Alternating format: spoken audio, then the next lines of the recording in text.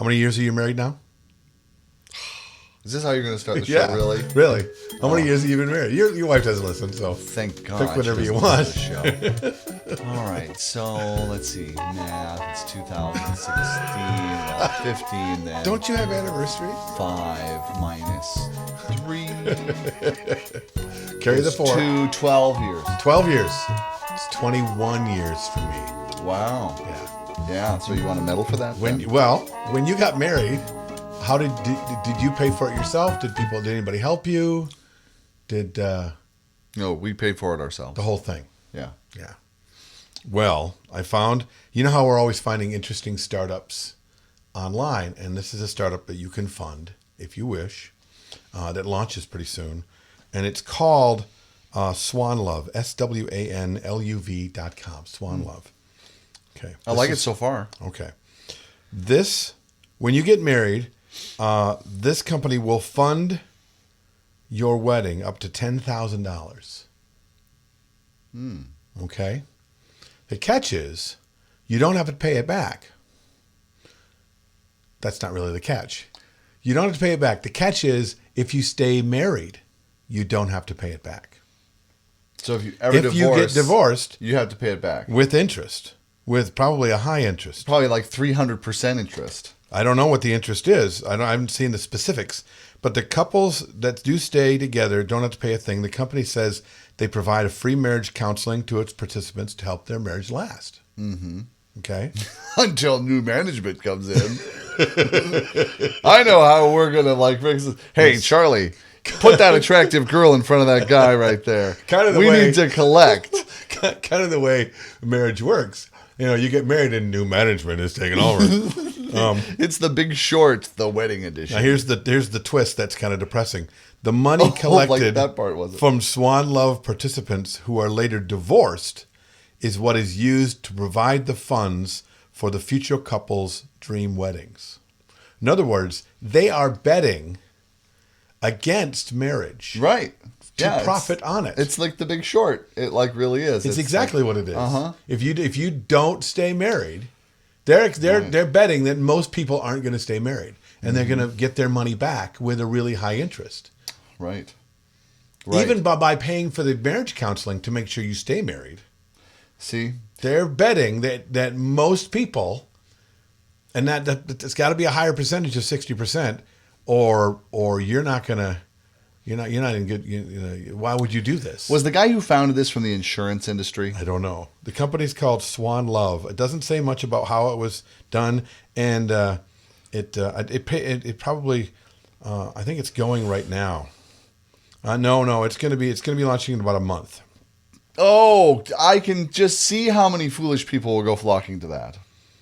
Interesting. Our marriage will last forever. That's how well, here, who qualifies? Couples planning to be married within 2 years. Okay. How do we help couples stay together? Free marriage counseling. Who should sign up? Couples who have found their soulmate. Only. If you're not sure, right. Don't go this avenue. 100% of the money collected from members who are later divorced is used to provide funds for future couples. So what do they have, like Google alerts? Like, Tina and Rob broke up. Meep, meep. Hello, we're from Swanluv. Remember us? Remember when things were great? Remember when you were all in love? Do you remember? That's when we met. And we said, here, have a wedding gift. This reminds me of that Stephen King story about the guy who was trying to quit smoking and he hired that company. Yes, and then, right. And then what they did was like a mobster. They cut took their wife. Finger. Right, they took his wife and put him into the thing and zapped her until he said, "No, I promise I won't smoke anymore." Right. And he started taking like pinky finger off of his wife's finger and things like that. This reminds me of that. Yeah. I think it's the same people. If it's this, oh my God, we got to be careful. Welcome to the Bill and Jason Show. You can now offer this to your clients. That's Jason Jones. And if the Swanluv people are listening, it's a joke. Please don't sue us or come and take our pinky fingers. Sue us? We didn't sign up. We didn't do anything. How about, hey, what if I can we use it to get? No, they didn't say to get remarried. That'd be a great opportunity to get. Yeah, you get divorced. Can you use it for your second marriage? Yeah, that's a great idea. And then get your money back. Oh, so I think it said first time. I'm not sure. I'd have to go back and look. But that's not very entertaining. It's interesting the details, but that this is the thing that brings people in. It's because like what we do for what I do is I give people a guarantee about my service, saying that they can get their money back if they don't like what they're doing. Mm-hmm. These people have switched it and saying we are going to get our money back if in fact you don't keep to the promise that you're saying you're going to do if you get married. It's just, I think it's interesting how guarantees are guarantees, and the idea of money getting back is an attractive thing that attracts people to businesses at all. Well, put that on top of that'll never happen to us. We're in love. Well, of course. That's like a pretty vulnerable time for people. It's kind of exploitative, really. You know, they're all like, we're in love. We'll never fight. No, not with you, schmoopy pie. Well, maybe then because of that, it's a good thing because they're making them look at their relationship in a more in a way that really is more real. It's not that schmoopy pie. Right. You really use schmoopy pie? I did. So when they're fighting over money and getting ready to divorce because they cannot agree on money, then they just have one final bill to pay to add to it all. So I get this and you get that, and the swan gets all of that. Now, who pays for most of that? There's the divorce lawyer trying to figure that one out. Who pays for that half? You know, you get half my stuff. You and I get divorced. You get half my stuff. But who gets half that debt? Or who gets all that debt? Yeah, right. Now that's in the Swan Love Company. Boy, it's going to be real interesting within 5 years, 10 years, if this company is still going on. If this company, or if this is just, maybe this is just a hook for something else that's coming up. It really like almost sounds too good to be true. Because like you said, nobody expects that they're ever going to get divorced. Like no one ever expects they're going to have a horrible wedding. Right. Right. It's genius. I kind of wish I'd come up with it and then did it like they did. It's pretty genius. It's just kind of like, you know, robbing divorced Peter to pay married Paul. Okay. And punishing people for getting divorced. So is there, and there's no extraneous circumstances? It's like, oh, you chose poorly, pay up. Apparently that's like, it. He's a wife beater. Oh, too bad. Pay up. Pay up. Here I am. That's just it is interesting, and it's interesting that that I'm finding it, and if I'm finding it, more than likely a lot of people are finding it and finding it interesting. It looks like there's even people that are that have done it or are planning to do it. We think Swan Love is amazing. Well, I want to interview those people. Oh. Well, and what is their goal? Is their goal to make the profit that they're going to, because they're profiting, against marriage? Or is their real goal to make people see the reality of marriage so that you don't have this thing? I mean, it's profit-wise, it's not really smart just to go out and help the people make sure they all stay married. It's very philanthropic and very lovely of you to be sure that you can rise above and make sure more people stay married and don't get divorced and work on their marriage, because it is hard, but it ain't profitable at all for any of these people to stay married. Well, but I think we know what human beings do, right? Mm-hmm. And so like a bean counter, an economist can like crunch the numbers and say, this is how many people will get divorced. Despite their best intentions, this is how many people will break up. Many with good reason, many others without. But this is this is what happens, right? So then they went and they went, well, how many of these can we give away? And this to that. And it's like, I think it's kind of genius. So this is the insurance business, is really. It totally is the insurance business. It's just reversed. It's like, it's a reverse life insurance. Kind of like a reverse mortgage. Yeah. Right? Are you a reverse DJ? What? I will pay you. Are people betting against the DJ companies to do well or not do well? Okay, so how about that? Yeah. I would, you could say, I'd be glad to do your wedding. In fact, I will contribute the entire balance of your wedding, so long as you stay married. Now, see what that.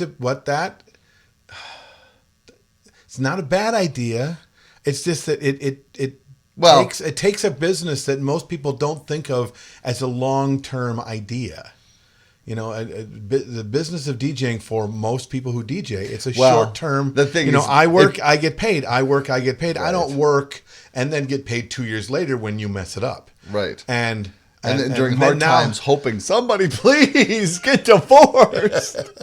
Well, I'm dying then here. It'd be interesting too if they have anybody within their company You don't that do does their best to make sure that there's 60% Well, of their people. that's right. You know, what can that's- I do as your DJ to be sure that your marriage ain't gonna last past the honeymoon? They're gonna hire the private eyes. Oh, it's just there's so many possibilities of nefariousness.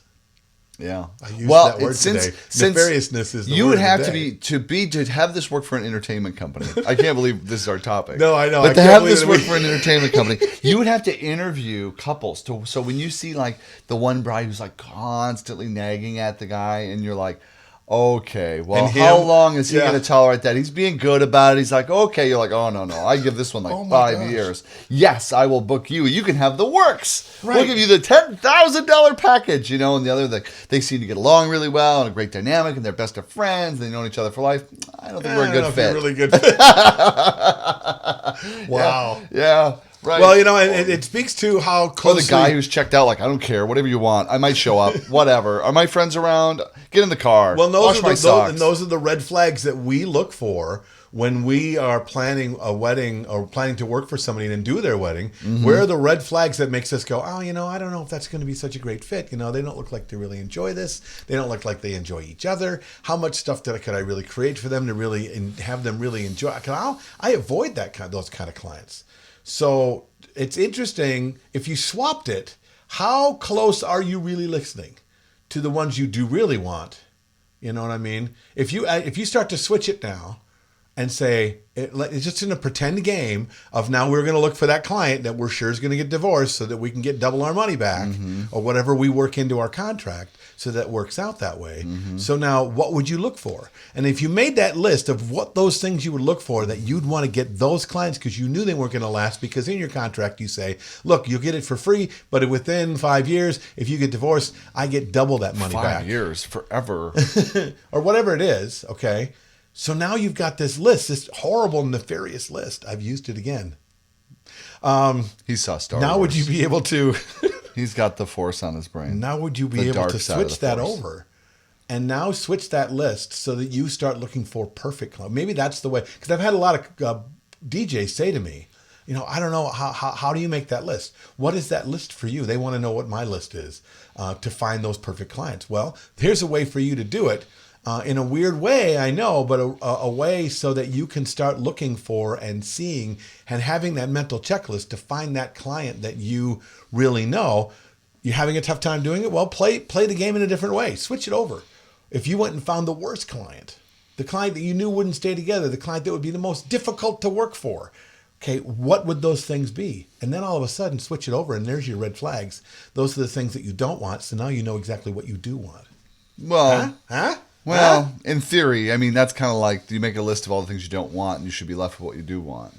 Which that doesn't really work. No. Well, if you bought a car that way, would you ever get it off the lot? I mean, really, those damn tires are so noisy. The last trip I was, rah, rah, get those off there.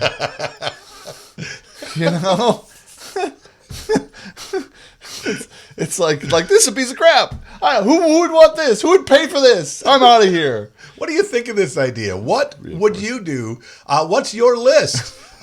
We'll bring in the TV Who's girl. the What guy would that you do? Right.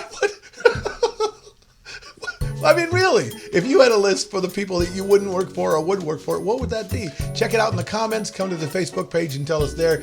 Tweet us on Twitter. Subscribe to the website. Subscribe to the blog. We've got like a whole Significant he got there. 9 subscribers. We'd like to double that. Where? On our blog. There's really very few people who go to our blog and subscribe to the show. So you should do it. And we'll see you next time on the Bill and Jason Show. Broadcasting from high atop planet Earth at a rate of 96 kilobytes sampled per second over the interweb in an effort to stop glorifying being busy. This has been an entertainment experience production.